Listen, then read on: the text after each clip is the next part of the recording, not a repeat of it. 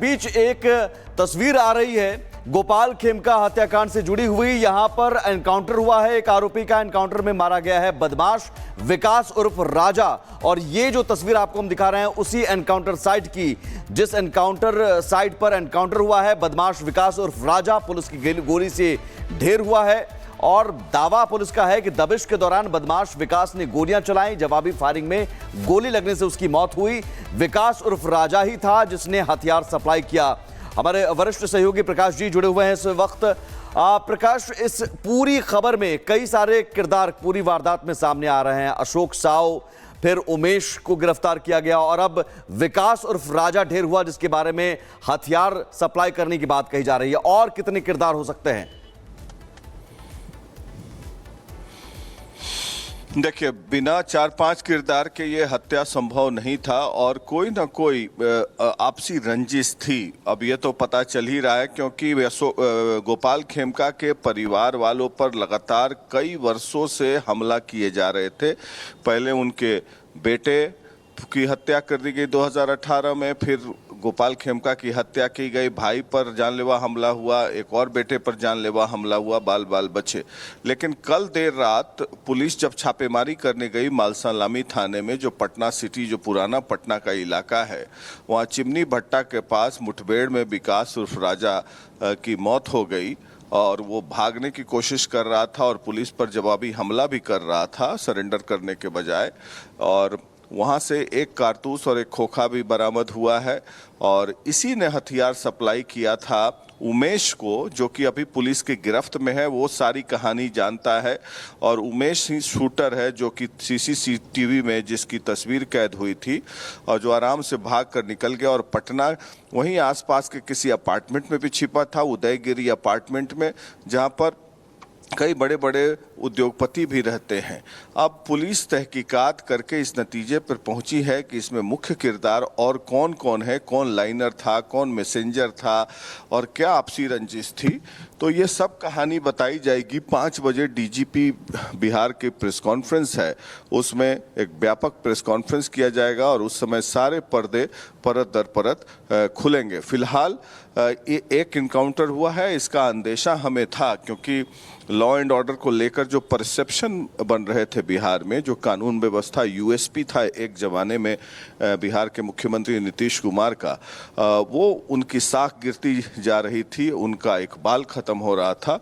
तो ये एक तरीके से एनकाउंटर हुआ। आगे आने वाले दिनों में इस तरह के और भी इनकाउंटर देखे जा सकते हैं और जिस तरीके से बिजनेसमैन गोपाल खेमका को मारा गया, उससे पूरा बिहार स्तब्ध था कि इस तरह का माहौल बनाने की कोशिश की जा रही है बिहार में।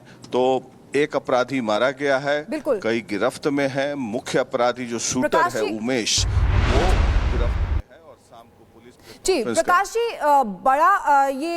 बड़ी कामयाबी जो है वो हाथ लगी है पुलिस को और एसटीएफ को, लेकिन ये भी बात सामने आ रही है कि बेउर जेल में जो गैंगस्टर्स हैं उनसे भी पूछताछ चल रही है।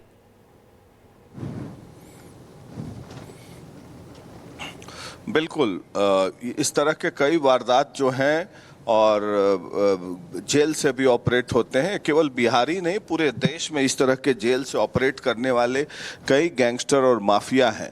तो जब पुलिस को इस तरह के वारदात को क्रैक करना रहता है तो सबसे पहले जेल में रेड किया जाता है। तो जेल में रेड किया गया तो वहाँ से 3 सिम्स बरामद हुए और उसके बाद सीडीआर और टावर डंपिंग के बाद 3-4 अपराधियों की शिनाख्त हुई, जो कि एक गैंग का व्यक्ति था ये उमेश, जिसका संभवतः अजय वर्मा गैंग से कनेक्शन है और अजय वर्मा जो है अभी बेउर जेल में बंद है। और उसके बाद पुलिस धीरे धीरे इन्वेस्टिगेशंस को आगे बढ़ाती गई, रेड्स करते गए और उस दरमियान ये पता चला कि ये राजा उर्फ विकास उर्फ राजा जो है मालसलामी थाने के अंतर्गत छिपा हुआ है। मुठभेड़ हुई और मुठभेड़ के दौरान मारा गया। उमेश को भी पकड़ा गया एक निकटतम घर से और कल ही उसकी गिरफ्तारी हो चुकी थी और उसने सारा कन्फेशंस कर लिया है। और उसी के निशानदेही पर विकास को दबोचा गया और एक और व्यक्ति अभी गिरफ्त में है जिसको पकड़कर पुलिस पूछताछ कर रही है। मुझे एक बात बताइए, अब जरा इसके राजनीतिक पहलू पर आते हैं कि एनकाउंटर तो कर दिया, उसमें अभी भी मुख्य आरोपी फरार है।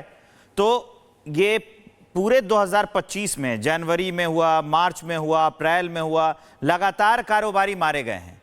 तो सरकार क्या ये एक छोटा एनकाउंटर, क्योंकि अभी भी मुख्य आरोपी फरार है, छोटा एनकाउंटर करके चुनाव आने वाले हैं, सर पे हैं, तो सब पे पर्दा डालने की कोशिश हो रही है? आवाज नहीं आ रहा। मैं ये कह रहा हूं कि क्या ये छोटे मोटे एनकाउंटर करके, क्योंकि मुख्य आरोपी अभी भी फरार है, इस पूरे प्रकरण पर पर्दा डालने की कोशिश हो रही है? क्योंकि अगर इसी साल की बात करें तो जनवरी से लेकर और अभी जुलाई तक हर महीने किसी कारोबारी को मारा गया है।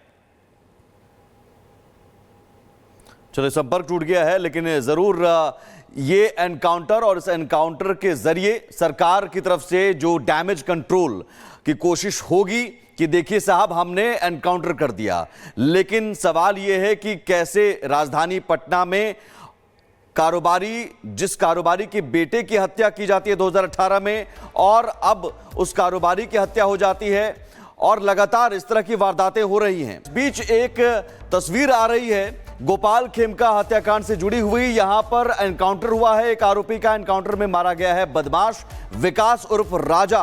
और ये जो तस्वीर आपको हम दिखा रहे हैं उसी एनकाउंटर साइट की, जिस एनकाउंटर साइट पर एनकाउंटर हुआ है बदमाश विकास उर्फ राजा, पुलिस की गोली से ढेर हुआ है।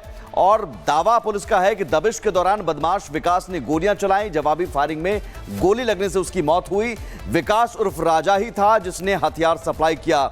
हमारे वरिष्ठ सहयोगी प्रकाश जी जुड़े हुए हैं इस वक्त। प्रकाश, इस पूरी खबर में कई सारे किरदार पूरी वारदात में सामने आ रहे हैं। अशोक साव, फिर उमेश को गिरफ्तार किया गया, और अब विकास उर्फ राजा ढेर हुआ, जिसके बारे में हथियार सप्लाई करने की बात कही जा रही है। और कितने किरदार हो सकते हैं? देखिए, बिना 4-5 किरदार के ये हत्या संभव नहीं था, और कोई ना कोई आपसी रंजिश थी। अब ये तो पता चल ही रहा है, क्योंकि गोपाल खेमका के परिवार वालों पर लगातार कई वर्षों से हमला किए जा रहे थे। पहले उनके बेटे की हत्या कर दी गई 2018 में, फिर गोपाल खेमका की हत्या की गई, भाई पर जानलेवा हमला हुआ, एक और बेटे पर जानलेवा हमला हुआ, बाल बाल बचे। लेकिन कल देर रात पुलिस जब छापेमारी करने गई मालसलामी थाने में, जो पटना सिटी, जो पुराना पटना का इलाका है, वहाँ चिमनी भट्टा के पास मुठभेड़ में विकास उर्फ राजा की मौत हो गई। और वो भागने की कोशिश कर रहा था और पुलिस पर जवाबी हमला भी कर रहा था सरेंडर करने के बजाय। और वहाँ से एक कारतूस और एक खोखा भी बरामद हुआ है, और इसी ने हथियार सप्लाई किया था उमेश को, जो कि अभी पुलिस की गिरफ्त में है। वो सारी कहानी जानता है, और उमेश ही शूटर है जो कि CCTV में जिसकी तस्वीर कैद हुई थी, और जो आराम से भाग कर निकल गया और पटना वहीं आसपास के किसी अपार्टमेंट में भी छिपा था, उदयगिरी अपार्टमेंट में, जहां पर कई बड़े बड़े उद्योगपति भी रहते हैं। अब पुलिस तहकीकात करके इस नतीजे पर पहुंची है कि इसमें मुख्य किरदार और कौन कौन है, कौन लाइनर था, कौन मैसेंजर था, और क्या आपसी रंजिश थी। तो ये सब कहानी बताई जाएगी। 5 बजे DGP बिहार की प्रेस कॉन्फ्रेंस है, उसमें एक व्यापक प्रेस कॉन्फ्रेंस किया जाएगा, और उस समय सारे पर्दे परत दर परत खुलेंगे। फिलहाल एक इनकाउंटर हुआ है, इसका अंदेशा हमें था, क्योंकि लॉ एंड ऑर्डर को लेकर जो परसेप्शन बन रहे थे बिहार में, जो कानून व्यवस्था USP था एक जमाने में बिहार के मुख्यमंत्री नीतीश कुमार का, वो उनकी साख गिरती जा रही थी, उनका इकबाल खत्म हो रहा था। तो ये एक तरीके से एनकाउंटर हुआ। आगे आने वाले दिनों में इस तरह के और भी इनकाउंटर देखे जा सकते हैं, और जिस तरीके से बिजनेसमैन गोपाल खेमका को मारा गया, उससे पूरा बिहार स्तब्ध था कि इस तरह का माहौल बनाने की कोशिश की जा रही है बिहार में। तो एक अपराधी मारा गया है, कई गिरफ्त में है। मुख्य अपराधी जो शूटर है उमेश, वो गिरफ्त में है, और शाम को पुलिस जी प्रकाश जी, बड़ी कामयाबी जो है वो हाथ लगी है पुलिस को और STF को, लेकिन ये भी बात सामने आ रही है कि बेउर जेल में जो गैंगस्टर्स हैं उनसे भी पूछताछ चल रही है।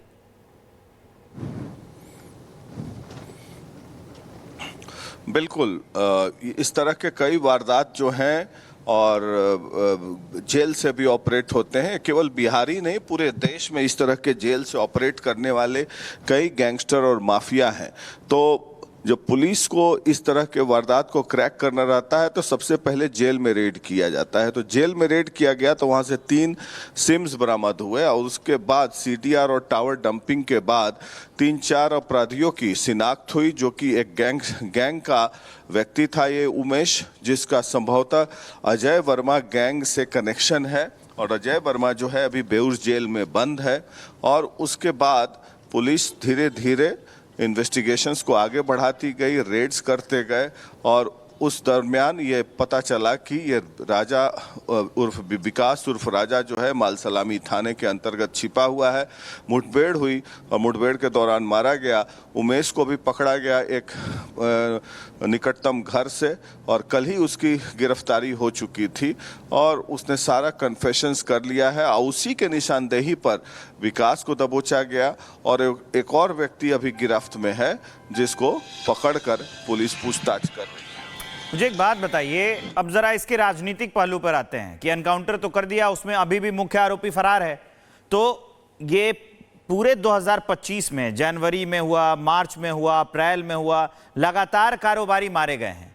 तो सरकार क्या ये एक छोटा एनकाउंटर, क्योंकि अभी भी मुख्य आरोपी फरार है, छोटा एनकाउंटर करके चुनाव आने वाले हैं, सर पे हैं, तो सब पे पर्दा डालने की कोशिश हो रही है? आवाज नहीं आ रहा। मैं ये कह रहा हूं कि क्या ये छोटे मोटे एनकाउंटर करके, क्योंकि मुख्य आरोपी अभी भी फरार है, इस पूरे प्रकरण पर पर्दा डालने की कोशिश हो रही है? क्योंकि अगर इसी साल की बात करें तो जनवरी से लेकर और अभी जुलाई तक हर महीने किसी कारोबारी को मारा गया है। चलो, संपर्क टूट गया है, लेकिन जरूर ये एनकाउंटर और इस एनकाउंटर के जरिए सरकार की तरफ से जो डैमेज कंट्रोल की कोशिश होगी कि देखिए साहब, हमने एनकाउंटर कर दिया, लेकिन सवाल यह है कि कैसे राजधानी पटना में जिस कारोबारी के बेटे की हत्या की जाती है 2018 में, और अब उस कारोबारी की हत्या हो जाती है और लगातार इस तरह की वारदातें हो रही हैं,